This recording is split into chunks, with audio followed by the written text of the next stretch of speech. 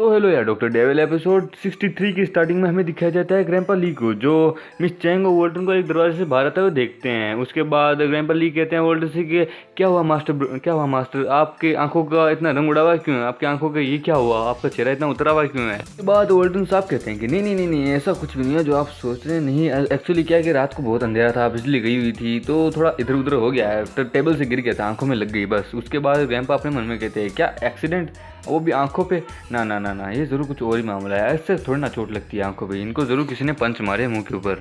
बाद वोल्टन कहता है कि चलो इस बात को छोड़ो यार ग्रैंपा ली, एक काम करते हैं, हम पूल को देखने चलते हैं, देखते हैं वहाँ की क्या हालात है। उसके बाद ग्रैंपा ली कहते हैं अपने मन में कि ये बहुत अजीब है, ये कह रहे हैं कि इनके साथ एक्सीडेंट हुआ था, पर इनको देखने से तो ऐसा लग रहा है इनके मुंह पे किसी ने बहुत दो भारी भरकम पंचेस मारे हैं। उसके बाद मिस चैंग वोल्टन से कहती है कि वोल्टन प्लीज़ मुझे माफ़ कर देना, प्लीज़ मुझे माफ़ करना कल रात के लिए। फिर वोल्टन कहता है कि नहीं नहीं रहने दो, इसमें तुम्हारी कोई गलती नहीं है, इसमें गलती मेरी थी, मैं कुछ ज़्यादा बोल गया था तुम्हारे साथ रात को, इसमें तुम्हारी कोई गलती नहीं है। अगली बार जब तुम मेरे साथ ऐसा करो या हम बेड शेयर करें तो मैं अगली बार पहले से सारी तैयारी करके रखूँगा। अपने मन में कहता है कि यानी एक दिन ये सच में मुझे मार के ही रहेगी, इसने सारे तक सारी प्लानिंग करके रखी होगी मुझे मारने की। उसके बाद हमें दिखाया जाता है वोल्टन बाहर आ जाता है, बाहर एक लाल कलर की लंबी सी गाड़ी आ रही होती है। उस कार में से उतरती है मिस फैंग, वो कहती है कि हे कमीने कैसा है यार, तू क्या चल रहा है, और ये कहते हैं आंखों को क्या हुआ, क्या तूने मेकअप किया है क्या। उसके बाद हमें कल रात का सीन दिखाया जाता है जहाँ पे वोल्टन अपने मन में कहता है कि यार ये बंदी तो सच में मुझे मार डालेगी, मेरी नाक से खून निकल रहा है यार, मैं क्या करूँ। उसके बाद हमें मिस फैंग को दिखाया जाता है जो वोल्टन से कह रही होती है कि वोल्टन क्या हुआ, क्या तुम्हें भी डर लग रहा है धीरे धीरे। वोल्टन कहता है कि नहीं ऐसी कोई बात नहीं है। फिर वोल्टन कहता है कि माय क्वीन, मेरे पास एक आइडिया है, एक धमाकेदार आइडिया है। बाद में मिस चैंग कहती है कि क्या आइडिया, कैसा आइडिया, कौन सा आइडिया, जरा तुम मुझे भी बताओगे। वोल्टन एकदम एक कमीना जैसा एक चेहरा बनाता हुआ कहता है कि क्यों ना आज रात हम दोनों एक ही बेड पे एक साथ सो जाएं। बाद हमें वोल्टन की आंख दिखाई देती है, जो वोल्टन की हालत हो चुकी है खराब, मिस चैंग ने उसे मार मार के कर दिया होता लाल। वोल्टन कहता है कि खैर इस बात को छोड़ो, एक काम करते हैं, हम दोनों एक ही बेड पे सोने से अच्छा हम दोनों अलग अलग सो जाते हैं, अलग अलग डायरेक्शन में, और उसके बाद हम दोनों सो जाते हैं। और बाद में वोल्टन कहता है कि तुम्हें मुझ पर यकीन नहीं तो तुम यहाँ से जा सकती हो, और फिर वोल्टन सो जाता है। वोल्टन कहता है कि तुम आखिर किसका इंतजार कर रही हो, जाके सो जाओ अपने बेड पे, मेरा चेहरा मत देखो। उसके बाद मिस चैंग भी वहाँ पे अपनी बेड पे जाके सो जाती है, मतलब कि दोनों एक ही बेड पे सो रहे होते हैं पर अलग अलग डायरेक्शन में है, पर मिस चैंग ने अपनी डायरेक्शन वोल्टन के मुंह की तरफ कर रखी होती है। उसके बाद हमें दिखाया जाता है मिस चैंग को, जो बहुत ज़्यादा खुश हो रही होती है, वो बहुत ज़्यादा स्माइल कर रही होती है वोल्टन को देख के, वो ब्लश भी कर रही होती है, यानी इसका बंदी का इरादा कुछ ठीक नहीं लग रहा।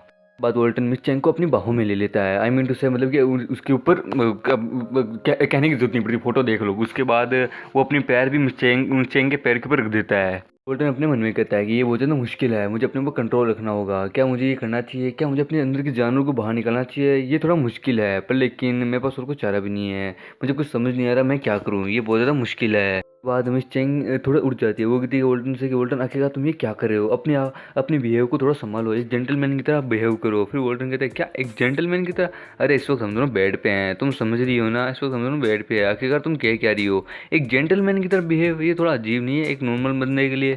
उसके बाद वोल्टन थोड़ी ठरकी जैसी बातें करने लगता है, वो कहता है कि मैं और आप दोनों एक के साथ एक ही बेड में हैं, तो ये थोड़ा अजीब है, मैं अपने अंदर से बाहर निकालने की पूरी कोशिश नहीं कर रहा, मतलब कि मैं अपने ऊपर कंट्रोल रखने की पूरी कोशिश कर रहा हूँ, पर मेरे अंदर से वो बाहर आ रहा है, प्लीज़ तो क्या आप मेरी इसमें मदद कर सकते हैं। वो क्यों ना, एक मेरे पास एक आइडिया है, आप मेरी मदद कीजिए, मैं आपकी मदद करता हूँ, इसमें हम दोनों का ही फ़ायदा रहेगा।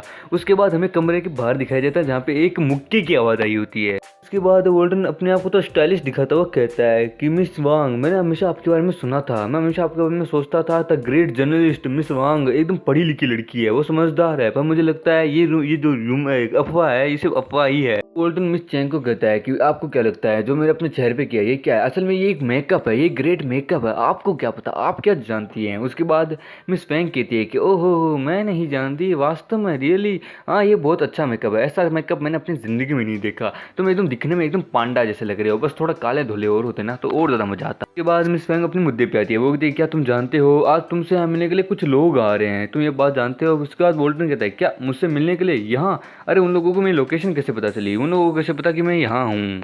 उसके बाद मिस फैंग कहती है वोल्टन से, वैसे भी ओयांग परिवार और तुम्हारा जो ये फैमिली है वो बहुत ज़्यादा पावरफुल है, उनका जो नेटवर्क है वो बहुत खतरनाक है, वो तुम्हें हर जगह ढूंढ लेंगे, वो ये बहुत ज़्यादा उनके लिए आसान है, ये बात बहुत ज़्यादा आसान है कहीं। उसके बाद वोल्टन कहता है तो उन लोगों को मुझसे क्या चाहिए, मेरी ये फैमिली को मुझसे क्या चाहिए। उसके बाद मिस फैंग कहती है कि बेशक वो लोग ज़रूर ओयांग फैमिली को मक्खन लगाना चाहते हैं, वो लोग ज़रूर तुम्हारा इस्तेमाल करके ओयांग फैमिली का इस्तेमाल करेंगे। उसके बाद वोल्टन कहता है कि वो लोग अच्छे से जानते हैं कि अपने फ़ायदे के लिए किस चीज़ को कैसे लाना चाहिए, किस चीज़ का किस प्रकार का इस्तेमाल करना चाहिए। उसके बाद हमें एक कार को दिखाया जाता है जो वहाँ आती है और उस बाद में वहाँ के रुकती है और उस कार में से उतरते हैं वोल्टन के फादर, वोल्टन के अंकल और वोल्टन का वो बेकार अंकल और बेटा, उसका बेटा। बाद हमें मिस चैंग को दिखाया जाता है जो बाहर आ चुकी होती है। वो कहती है अपने मन में कि लगता है हमारे अच्छे दिन बीत गए, बुरे दिन आ गए यार, अब मैं क्या करूँ। उसके बाद हमें वोल्टन के फादर को दिखाया जाता है, वोल्टन का भाई और वोल्टन के अंकल तीनों आए होते हैं। वो वोल्टन को देख रहे होते हैं। बाद में मिस चैंग वोल्टन के अंकल को यानी वोल्टन के फादर को कहती है कि अंकल ये मुझे लगा नहीं था कि आप यहाँ पे आएंगे। उसके बाद वोल्टन के फादर को दिखाया जाता है जो कहता है मिस चैंग से कि चैंग मुझे लगा नहीं था कि तुम यहाँ होगी, मैं तुम्हें देख के बहुत ज़्यादा खुश हूँ। उसके बाद हमें वोल्टन को दिखाया जाता है जो उन्हें देख रहा होता है, मतलब कि बाद में वोल्टन के अंकल और वोल्टन दोनों एक दूसरे को देखते हैं। वोल्टन अपने फादर को एकदम खतरनाक नज़रों से देख रहा होता है और इस चीज़ को देख के वोल्टन का फादर बहुत ज़्यादा डर जाता है। उसके बाद वोल्टन का फादर अपने बेटे यानी वोल्टन से बात करने की कोशिश करता है। वो कहता है वोल्टन मेरी बात सुनो बेटा, प्लीज़ मेरी बात सुनो। उसके बाद वोल्टन कहता है अपने फादर से कि आप जानते हैं ना आप क्या कर रहे हैं, आप मेरा नाम क्यों पुकार रहे हैं, मैं आपको जानता नहीं कि आप कौन हैं, मेरा आपसे कोई लेना देना नहीं है, आपको कोई अधिकार नहीं है कि आप मेरा नाम पुकार के आप मुझे पुकारे हैं। ये सुनने के बाद वोल्टन का अंकल बहुत ज़्यादा भड़क जाता है। वो वोल्टन से कहता है कि वोल्टन तुम जानते हो ना तुम ये क्या कर रहे हो, तुम अपने फादर के सामने जबान लड़ा रहे हो, तुम अपने फादर से बहस कर रहे हो, आखिरकार वो तुम्हारे फादर है, तुम उन्हें ऐसा कैसे बोल सकते हो, तुम्हें शर्म नहीं आती। और उसके बाद वोल्टन उसके मुंह पे ही कहता है कि हे तुम कौन हो, वैसे मैं तुम्हें नहीं जानता, आखिरकार तुम होते कौन हो हम दोनों के बीच में आने वाले, तुम्हें इससे कोई मतलब नहीं है, अपने काम से काम रखो। और ये सुनने के बाद वोल्टन का अंकल बहुत ज़्यादा गुस्से में आ जाता है। वो कहता है क्या इसने क्या कहा, ये मुझे नहीं जानता, क्या ये अपने अंकल को नहीं जानता, आखिरकार ये क्या रहा है, कहीं ये पागल तो नहीं हो गया। के बाद वोल्टन का अंकल उसमें चिल्लाता है कि वोल्टन तुम्हारी हिम्मत भी कैसे हुई अपने परिवार वालों के साथ इस तरह ट्रीट करने की, तुम्हें हिम्मत भी कैसे हुई हम लोगों को नहीं पहचानने की, कहीं तुम पागल तो नहीं हो गए।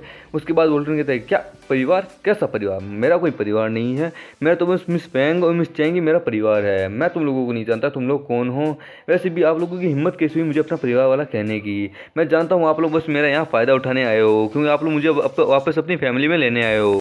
उसके बाद वोल्टन का कज़न यानी वो बेकार सा लूड़ा सा भाई कहता है कि वोल्टन आखिरकार तेरी हिम्मत भी कैसी हुई हम लोगों से इस तरह बात करने की, आखिरकार हम तेरे फैमिली मेम्बर्स हैं, मैं तेरा भाई हूँ, ये तेरे अंकल हैं, ये तेरे डैड हैं, आखिरकार तू ऐसा कैसे कर सकता है। उसके बाद वोल्टन उससे अपना मुक्का दिखाता हुआ कहता है कि साले तेरी इतनी हिम्मत, मेरे सामने बोलने की इतनी हिम्मत होगी, भोसड़ी की इतना बुरा हाल करूंगा, इतना गंदा हाल करूंगा कि तेरे आने वाली वाइफ, तेरी आने वाली पीढ़ी अगर नहीं निकाल पाएगा, समझा ना, तेरा बाप कभी दादा नहीं बन पाएगा, समझा ना। अगर अपना मुंह बचाना चाहता है, अपने आप को बचाना चाहता है तो साइड में कोने में जाके खड़ा हो जा। उसके बाद ये सुनने के बाद वोल्टन का जो भाई है उसकी फटकी 464 हो जाती है। उसके बाद वोल्टन उन सभी से कहता है कि मैं बहुत ज़्यादा बेचैन हूँ, बहुत ज़्यादा उत्सुक हूँ कि मैं जानना चाहता हूँ कि जब मैंने अपना आइडिया दिया था आप सभी को कि मैं वापस आना चाहता हूँ अपने परिवार में, तब आप लोगों ने मना कर दिया था ये फैमिली में वापस आने के लिए। आप लोगों को लगा कि मैं वापस आके संपत्ति का एक हिस्सा ले लूँगा, बिल्कुल भी नहीं, अब तो मैं बिल्कुल भी नहीं आऊँगा। ये सुनने के बाद उन दोनों बाप बेटों की फटके 64 हो जाती है। वो लोग जान जाते हैं कि हाँ भाई ये बंदा बहुत ज़्यादा स्मार्ट है, नहीं हम इससे पंगा नहीं ले सकते, पर फिर भी कुछ तो करना ही होगा। उसके बाद वोल्टन का फादर वोल्टन को समझाने की कोशिश करता है। वोल्टन का फादर कहता है कि वोल्टन प्लीज़ मेरी बात समझो, प्लीज़ मैं तुम्हारा फादर हूँ, आखिरकार प्लीज़ एक बार मेरी बात तो सुनो, मुझे तुम्हें कुछ एक्सप्लेन करना है, मेरी बात तो सुनो। पर वोल्टन उसके मुंह पे ही मना कर देता है कि नहीं मुझे आपसे कुछ नहीं जानना, मैं आपसे कोई ताल्लुक ही नहीं है, मैं आपको जानता ही नहीं कि आप कौन है। उसके बाद वो जाता है अपने घर में जाता हुआ कहता है अब आप लोगों के पास एक ही रास्ता है, यहाँ तो यहाँ से चली जाइए या फिर वापस उस दद्दू को जाके कह दीजिए कि मैं वापस नहीं आने वाला। और ये सुनने के बाद मिस चैंग और फैंग अपने मन में कहती है ये बंदा सच में बहुत ज़्यादा ठंडे खून का है, ये इतनी आसानी से मानने वालों में से नहीं है, इसके पास एक मौका था जाने का पर इसने उस मौके को भी गवा दिया। उसके बाद वोल्टन का अंकल अपने आप को शांत कर रहा होता है। वो तो क्या शांत हो जाओ, शांत हो जाओ, इसके ऊपर गुस्सा करने का कोई फायदा नहीं है, शांत हो जाओ, शांत हो जाओ, गुस्सा मत करो, गुस्सा मत करो, ये एकदम बेकार है, अपने आप को ठंडा रखो प्लीज़, मुझे शांति से इससे बात करनी होगी, मुझे इसे शांति से समझौता करना होगा। बाद वोल्टन का अंकल वोल्टन को मस्का मारने लगता है, समझाने लगता है। वो कहता है कि वोल्टन प्लीज़ मेरी बात सुनो, मैं जानता हूँ हमारे परिवार ने ये फैमिली ने तुम्हारे साथ बहुत ज़्यादा गलत किया है, उन्होंने तुम्हें निकाल दिया घर से, पर हमारे पास भी और कुछ चारा नहीं था, हम ये फैमिली के नियमों को तोड़ नहीं सकते थे, हमें ये करना बहुत ज़्यादा ज़रूरी था, हमारे पास और कोई रास्ता नहीं था। उसके बाद वोल्टन का अंकल वापस कहता है कि प्लीज़ ये फैमिली में वापस आ जाओ, ये फैमिली तुम्हारा इंतज़ार कर रही है, मैं इंतज़ार कर रहा हूँ, ग्रैंपा तुम्हारा इंतज़ार कर रहे हैं, तुम्हारी बहन, तुम्हारी मोम, तुम्हारी आंट, हम सभी लोग तुम्हारा इंतज़ार कर रहे हैं, प्लीज़ ये फैमिली में वापस आ जाओ। बाद वोल्टन कहता है कि ओ आपको क्या लगता है कि मैं ये फैमिली में वापस आ जाऊँगा, वो भी इतनी बुरी हालत में, ना ना ना ना ना, मैं बिल्कुल भी नहीं आऊँगा, मैं जानता हूँ आप लोग बस मेरा फ़ायदा उठाने की कोशिश करोगे, मैं बिल्कुल भी नहीं आऊँगा, और अगर मैं आना भी चाहूँ तो भी मुझे ये फैमिली की आधी संपत्ति चाहिए, मुझे आधी संपत्ति दे दो, मैं आ जाऊँगा। और इसी के साथ ये एपिसोड यहीं खत्म होता है। तो दोस्तों मिलते हैं अगले किसी नए वीडियो में, तब तक के लिए बाय बाय।